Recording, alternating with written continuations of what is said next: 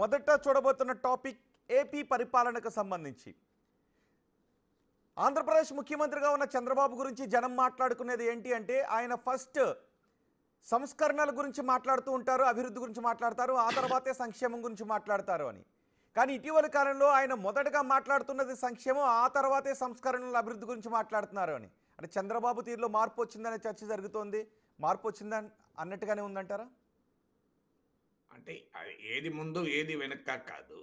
2 మాట్లాడుతున్నాడు. అలా మనం కొలవలేము. ఇది ముందు ఇది మాట్లాడాడు, అది ఎక్కువ మాట్లాడాడని. అయితే మీరన్నది నిజం. చంద్రబాబు అంటేనే బ్రాండ్ వేరు.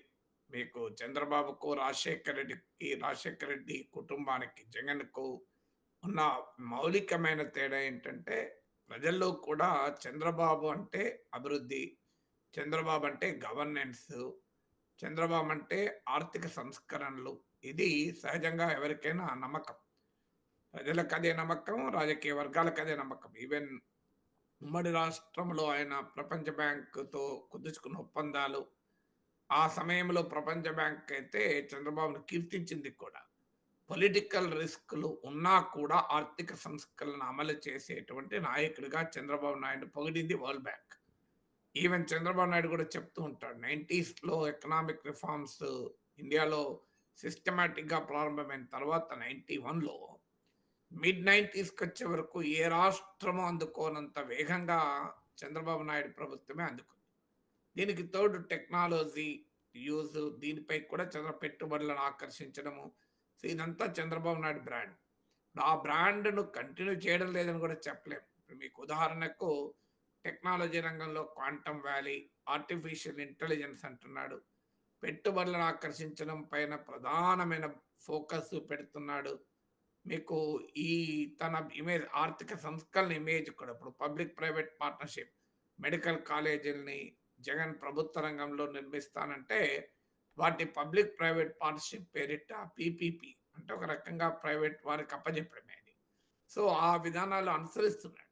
సో, సంస్కరణల బాటను చంద్రబాబు పూర్తిగా వదిలేశాడు అని చెప్పలేం.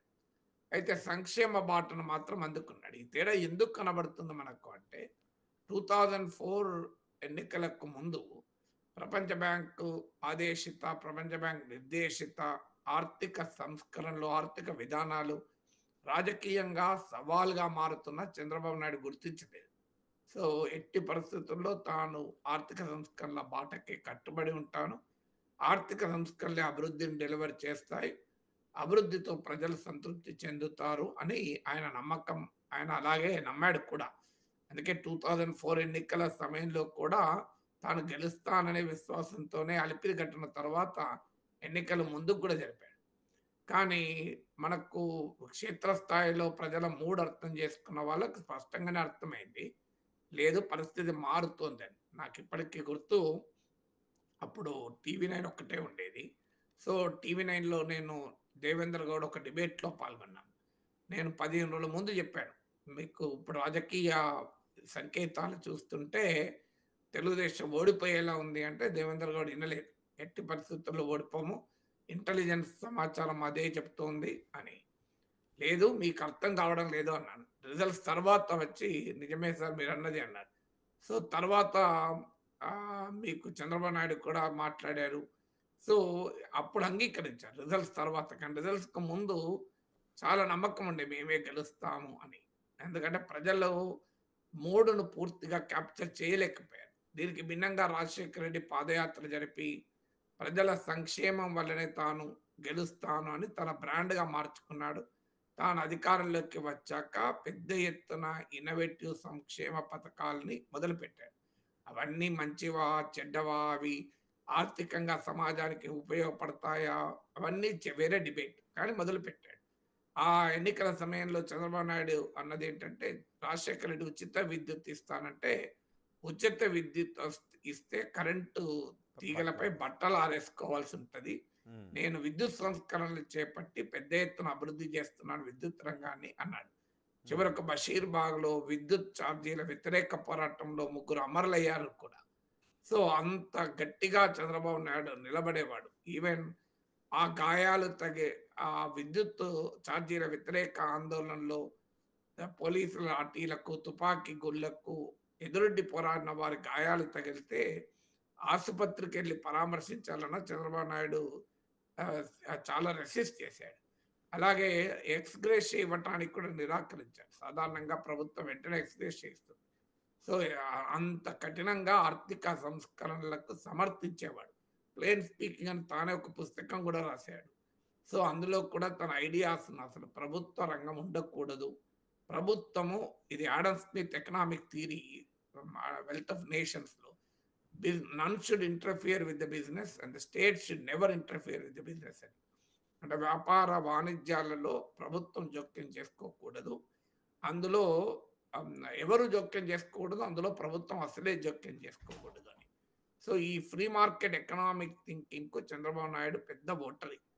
కానీ 2004 ఎన్నికలు పరిస్థితులు మార్చాయి. చంద్రబాబు నాయుడులో ఉన్న ప్రత్యేకత ఏంటంటే వెరీ హై సర్వైవల్ ఇన్‌స్టింక్ట్స్ ఉన్న నాయకుడు. అంటే ఉమ్, పరిస్థితులకు అనుగుణంగా మారుతూ ఉంటాడు. మారాలి కూడా పొలిటీషియన్ అంటే. ఎవరైనా ద థియరీ ఆఫ్ ఎవల్యూషన్ కూడా చెప్పేది అదే కదా!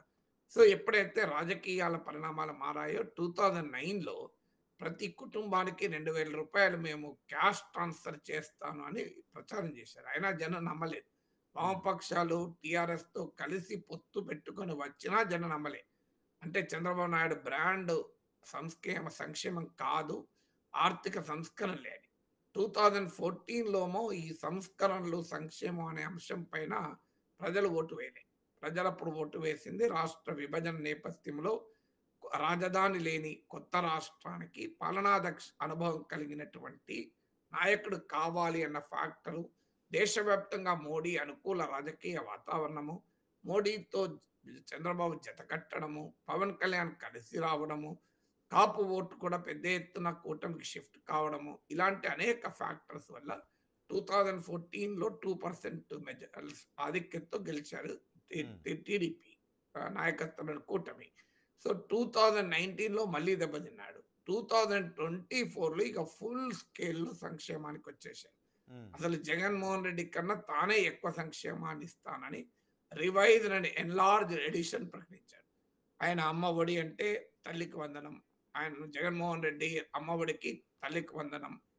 రైతు భరోసా, అన్నదాత సుఖీభవ. ఇప్పుడు ఆటో వాళ్ళకు వాహన మిత్ర, అది ఈవెన్ సూపర్ సిక్స్‌లో కూడా ఉన్నట్లేదు. ఇప్పుడు అది ఆటో వాళ్ళకు ప్రతి ఒక్కరి అకౌంట్‌లో డబ్బులేస్తాను. ఇవి కాక అదనంగా మహిళలకు ఉచిత రవాణా, పెన్షన్‌లు పెంచి ఇస్తాను. ఇలా మీరు అమ్మకు ఒడి ఒక్క పిల్లవాడికి, ఒక్క చైల్డ్‌కే ఇస్తే నేను ఎంతమంది పిల్లలకన్నా ఇస్తాను. అవును. ఇలా డబుల్ డోస్ సంక్షేమాన్ని ఇచ్చారు. ఉమ్, అయితే ఇక్కడ ఇంట్రెస్టింగ్ ఏంటంటే రోహిత్ 2009లో చంద్రబాబు ప్రతి ఒక్కరి అకౌంట్‌లో 2000 ఏస్తానని అన్నాడు. రాజశేఖర రెడ్డి అదనంగా ఏ సంక్షేమ పథకాన్ని ప్రామిస్ చేయలే.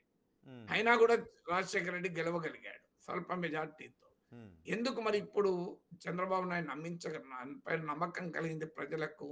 2009లోమో నమ్మలేదు. 2024లో నమ్మారంటే 15 ఏళ్లలో భారతీయ సమాజం కూడా మార్పు చెందింది. సమాజం కూడా ఎక్కడి దాకా వచ్చిందంటే రాజశేఖర రెడ్డి మొదటిసారి సంక్షేమ పథకాలు ప్రామిస్ చేసినప్పుడు ప్రజలు ఒక రకంగా ఉండే. ఇప్పుడు ఈ 15 ఏళ్ల అనుభవంలో ప్రజలకు అర్థమైందంటే ప్రభుత్వాలు ఏవొచ్చినా, ఉమ్, ముఖ్యమంత్రులు ఎవరున్నా అనివార్యంగా మాకు సంక్షేమ పథకాలు అమలు చేయాల్సిందే. ఉమ్, చేయకపోతే వాళ్ళు అధికారంలో ఉండలేరు. మా కొరకు కాదు, వాళ్ళ కొరకు సంక్షేమ పథకాలు ఇస్తారు. అందువల్ల ఎవరైనా ఒకటే అనే భావనకొచ్చేసారు. చంద్రబాబు నాయుడు ఇవ్వడు, జగన్ మాత్రమే ఇస్తాడు అని వైసీపీ నమ్మింది. ప్రజలు నమ్ముతారు అలా అని. ఉమ్, చంద్రబాబు నాయుడు నమ్మరు, జగన్‌నే నమ్ముతారని. కానీ ప్రజలు అలా అనుకోలే. ఎవరైనా ఇక నమ్మకాలతో సంబంధం లేదు. ఐడియాలజీ, కమిట్మెంట్‌తో సంబంధం లేదు. ఇప్పుడు నరేంద్ర మోడీ రేవడి కల్చర్ అని చెప్పి ఉచితాలను తీవ్రంగా వ్యతిరేకిస్తున్నాడు. మీరు ఉమ్, బీహార్‌లో ఏం చేస్తున్నాడో చూడండి. ఎట్లా ఉమ్, డబ్బులు ఇస్తానని పంచుతానని చెప్తున్నాడు. అవును. సో, ఎవరైనా మాటలెన్ని మాట్లాడినా అనివార్యం అనే ఫీలింగ్ వచ్చింది. దీనికి కారణం ఏంటంటే వాళ్ళ జీవిత అనుభవాలు కూడా. ఇప్పుడు 2004లో ఉచిత విద్యుత్ స్టార్ట్ అయింది. తెలుగుదేశం ఉన్నా, టీఆర్ఎస్ ఉన్నా, కాంగ్రెస్ ఉన్నా, వైసీపీ ఉన్నా ఎవరున్నా అదైతే ఉంటుంది కదా! ఫీ రియంబర్స్‌మెంట్ రాజశేఖర రెడ్డి ప్రారంభించాడు. ఇప్పటికి 2 రాష్ట్రాల్లో పార్టీలు ఎవరు పాలించినా ఉంటుంది కదా! సో, ఉమ్, మీది ఏది మారుతుంది చెప్పండి? పెన్షన్‌లు ఎవరైనా తగ్గించగలుగుతున్నారా? అందువల్ల రాజశేఖర రెడ్డి ప్రారంభించిన సంక్షేమ పథకాలన్నీ కూడా ఇప్పటికీ కంటిన్యూ అవుతున్నాయి మీరు గమనిస్తే. సో, అందువల్ల ప్రజల్లో కూడా ఒక భావన ఏంటి అంటే, ఒక పథకం అనేది మొదలైతే ఎవరు దాన్ని ఆపలేరు అనేది నమ్మారు. సో, అక్కడే జగన్ లెక్క తప్పింది. జగన్ లెక్క తప్పింది ఏందంటే, తనది సంక్షేమం గనక నమ్ముతారు. హ్మ్. చంద్రబాబు నాయుడు సంస్కరణలు గనక ఆయన సంక్షేమ పథకాలు ప్రామిస్ చేసినా నమ్మరు అని. హ్మ్. ప్రజలు అలా లేరు. ప్రజలేందంటే ఎవరైనా మాకు పథకాలు ఇవ్వాల్సిందే హ్మ్. అనే భావనలో ఉన్నారు. దాంతో పాటు జగన్ ఏమనుకున్నాడంటే, నేను ఇన్ని పథకాలు ఇస్తున్నా గనక డబ్బులు బటన్ నొక్కడమే నొక్కడం, బటన్ నొక్కడమే నొక్కడం. దాన్ని చూసి నాకు ఈవీఎం బటన్ నొక్కుతారనుకున్నాడు. కానీ అక్కడే దెబ్బతిన్నది ఏంటి అంటే కూడా ప్రజల్లో కూడా ఒక టెండెన్సీ పెరిగింది. రాజకీయ నాయకులు అడ్డగోలుగా సంపాదించుకుంటున్నారు. మా డబ్బులే గదా! మాకిస్తే ఏంది హ్మ్. అని రూ. 10 ఇస్తే సంతోషపడతలేరు. రూ. 20 ఆశిస్తున్నారు. అది హ్యూమన్ సైకాలజీ. మీకు స్కూటర్ కొనిస్తే కారు కొనియాలన్న సైకాలజీ లాగా. సో, ప్రజల్లో కూడా వచ్చినటువంటి పొలిటికల్ సోషాలజీ, పొలిటికల్ సైకాలజీ మార్పుల వల్ల హ్మ్. మీకు చంద్రబాబు నాయుడు చాలా సులభంగా సంక్షేమం నమ్మించాడు. అయితే అక్కడొక క్యావియట్ జగన్‌కు తనకు ఒక తేడా అని చంద్రబాబు చెప్పాడు. హ్మ్. జగనేమో సంపద సృష్టించకుండా అప్పులు జేసి పంచుతున్నాడు. హ్మ్. నేను సంపద సృష్టించి పంచుతాను. సంపద సృష్టిలో నాకు అనుభవం ఉంది. మీరు హైదరాబాద్‌లో సైబరాబాద్ ఎగ్జాంపుల్ అని ఆయన చెప్పాడు. ఇది కొంతవరకు చంద్రబాబు నాయుడుకి అడ్వాంటేజ్‌గా ఉంది కూడా ఈ అంశం. కానీ ఇప్పుడు అనుభవం చూస్తే చంద్రబాబు నాయుడు ఏమో అప్పులు చేయడం తక్కువ చేయడం లేదు కదా! భారీగానే అప్పులు చేస్తున్నాడు. చంద్రబాబు నాయుడు అధికారంలోకొచ్చాక అంటే సంక్షేమంలో ఇలా జగన్‌తో పోటీ సంపద పడి సృష్టికి బీజాలు పడుతోందంటారా? సంపద సృష్టి బీజాలు పడ్డ బీజాలనేది భూమి లోపల ఉంటాయి గనుక ఇప్పుడే అర్థం కాదు. హ్మ్. పైకొచ్చి మొలకెత్తి మహావృక్షాలయినాక దాని గురించి ఆలోచిద్దాం. ఇప్పుడు పడుతున్నాయా? పడతలేదా? అంటే జియాలజికల్ స్కానింగ్ చేయాల్సి ఉంటది. బీజాలు గదా! సో, కానీ ఫండమెంటల్ క్వెషన్ ఏంటంటే, జగన్ సంక్షేమము తనకు తేడా ఉంది అన్నారు. కానీ ఇప్పుడు చంద్రబాబు నాయుడు జగన్ సంక్షేమ పథకాలతోనే పోటీ పడడం లేదు. జగన్ అప్పులతో గూడా పోటీ పడుతున్నాడు. సో, హ్మ్. అప్పుడు అప్పులేమి తక్కువేమి తీసుకుంటలేదు. సంపద సృష్టి ఒక్క రోజులో జరిగేది కాదు. చంద్రబాబు నాయుడు గాదు ఎవరైనా కానీ ఎకానమీలో వెల్త్ క్రియేషన్ ఒక్క రోజులో జరగదు. ఇట్ టేక్స్ టైమ్ కదా! హ్మ్. మీకు చంద్రబాబు నాయుడు పైన ఆధారపడి ఉండదు.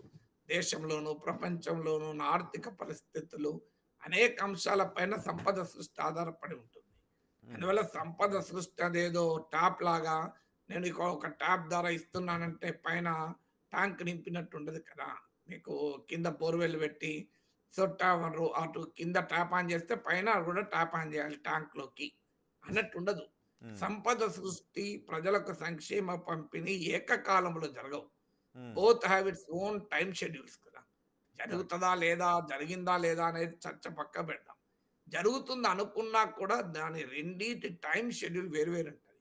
కరెక్ట్. సంక్షేమ టైమ్ షెడ్యూల్ ఏమో ఇమ్మీడియేట్‌గా ఉంటది. హ్మ్. సూపర్ సిక్స్‌లు ఇప్పటికి ఇంకా పూర్తిగా అమలు కాలేదనే చర్చ జరుగుతుంది కదా! కానీ మీకు సంపద సృష్టి ఆ టైమ్ షెడ్యూల్ ప్రకారం ఉండదు. ఇది లాంగ్ టర్మ్ ప్రాసెస్ కదా! ఒక్క హ్మ్. రోజులో సంపద సృష్టి జరగదు కదా! హ్మ్.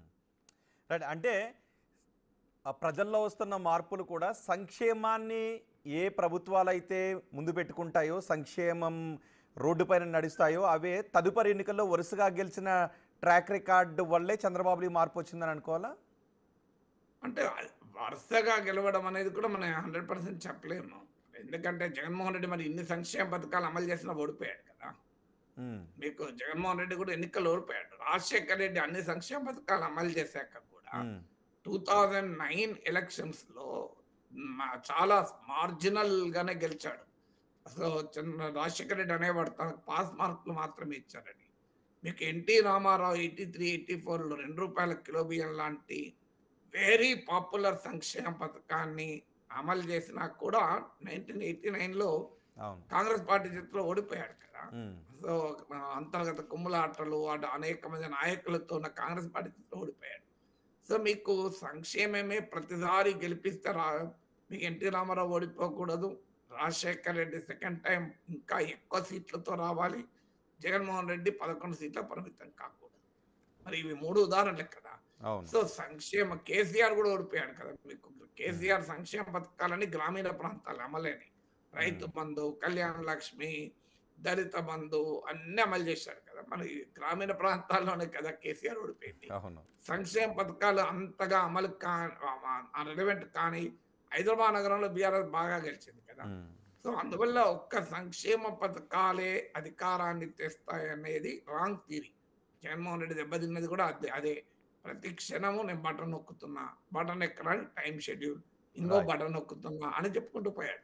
అవును. చివరకు ఊర్లలో చిన్న చిన్న రోడ్లకు అతుకులు గతుకుల్ని కూడా రిపేర్ చేసడం పైన కేంద్రీకరించింది. చివరకు ఆ పరిస్థితి అర్థమైన తర్వాత ఎన్నికల దగ్గర పడ్డ తర్వాత కొన్ని చోట్ల ప్రయత్నం చేసినా అది ఫలితం ఇవ్వలేదు. మీకు ఉపాధి కల్పన పైన కేంద్రీకరించలేదు. సో అందువల్ల కుటుంబాలు మాకు 10,000 వస్తున్నాయి, 5,000 వస్తున్నాయి కానీ నా బిడ్డకు ఉద్యోగం వస్తే 20,000 వస్తాయి కదా అని అనుకున్నారు. సో అందువల్ల డెవలప్‌మెంట్ లేకుండా ఓన్లీ వెల్‌ఫేర్ చేస్తేనే అధికారం వస్తది అన్నది నిజం కాదని జగన్మోహన్ రెడ్డి అనుభవమే కదా! అది కరెక్ట్. కూడా 11 సీట్లకు పరిమితం ఎందుకయ్యాడు? హ్మ్. అందువల్ల ఎప్పుడు కూడా ఎలక్షన్స్‌లో ప్రజలు అనేక ఫ్యాక్టర్స్‌ను పరిగణలోకి తీసుకొని తీర్పు చెప్తారు. హ్మ్. ఒక కాంబినేషన్ ఆఫ్ ఫ్యాక్టర్స్ పైన ఆధారపడి ఉంటుంది. కరెక్ట్. అందులో డెఫినెట్‌గా సంక్షేమ పథకాలు కూడా ఒక కారణం. ఇప్పుడు మోడీ విజయం వెనకాల హిందుత్వం ఒకటే కారణమా? లాభార్థి పాలిటిక్స్ అంటారు.